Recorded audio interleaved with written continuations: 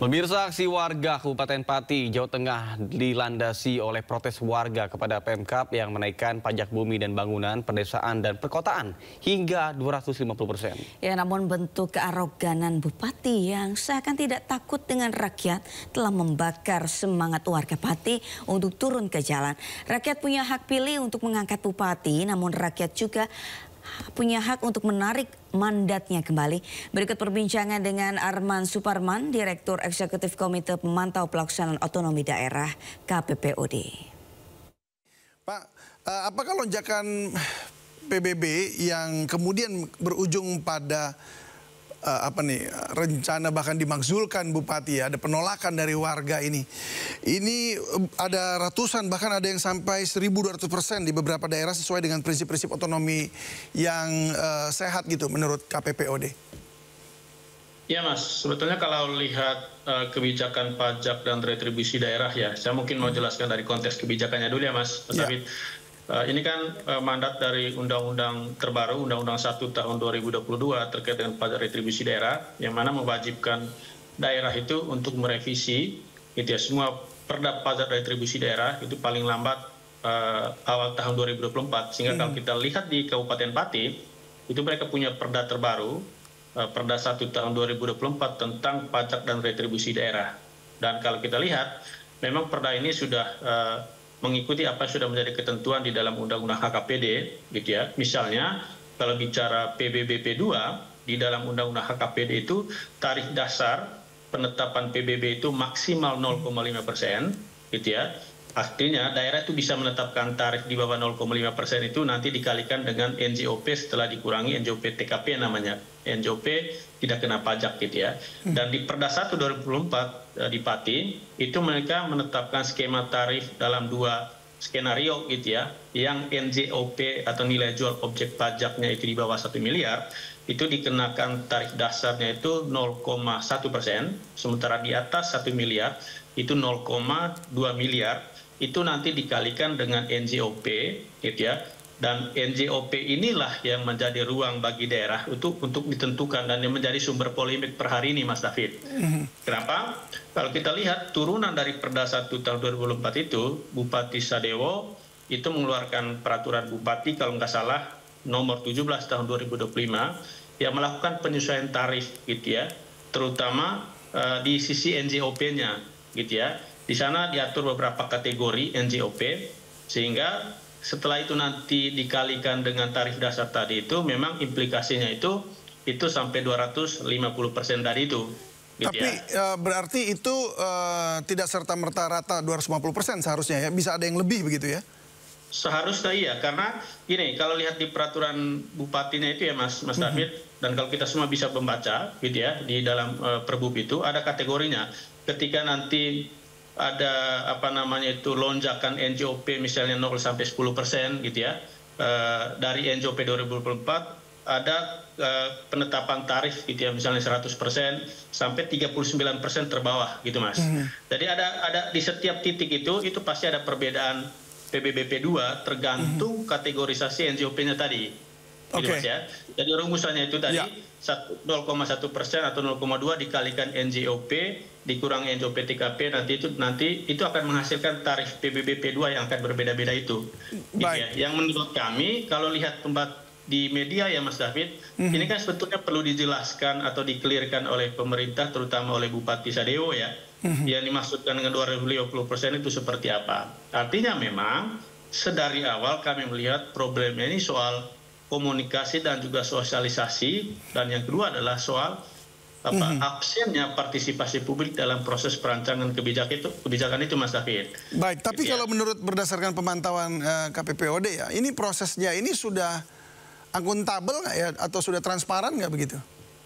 Ya, kalau belajar dari kajian kita soal perda-perda bermasalah ya Mas, polanya adalah ketika ada resistensi atau penolakan dari publik gitu ya, itu artinya dalam proses perancangannya itu tidak melibatkan publik secara bermakna. Nah, itu juga jadi masalah ya.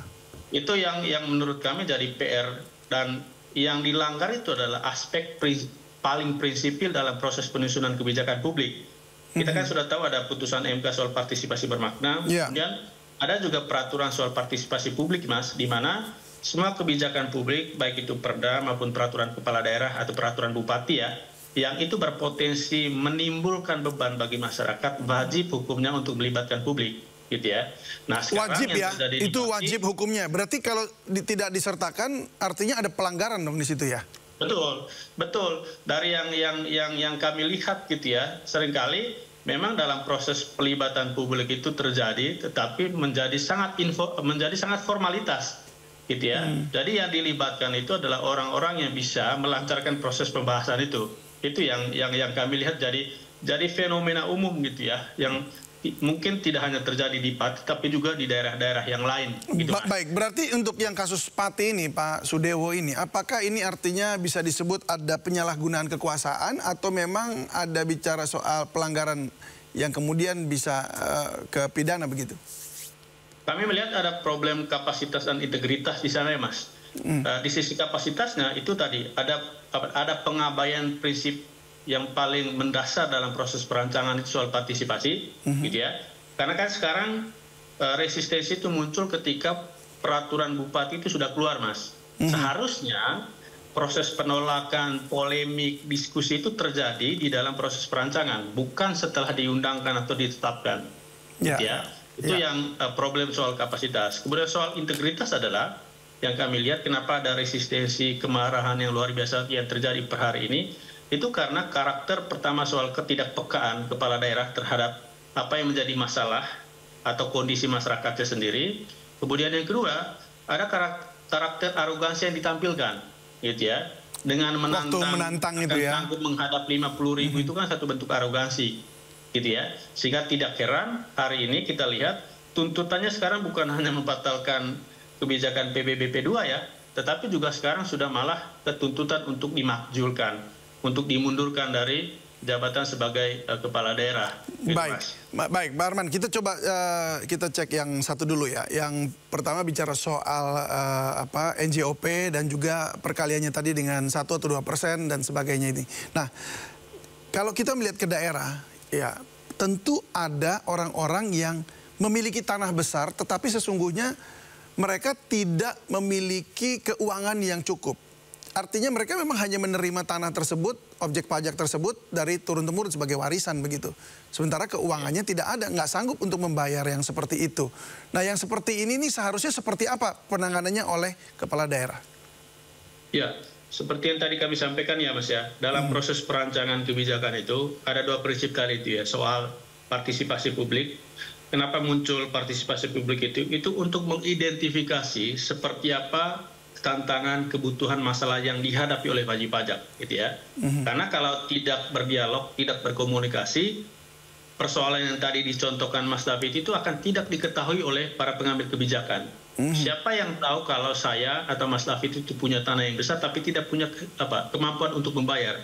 Itu baru diketahui dalam proses komunikasi, dialog dalam proses perancangan, gitu kan ya. Itu yang pertama. Kemudian yang kedua, itu kan sebetulnya membutuhkan riset atau kajian atau assessment yang sistematis, Mas.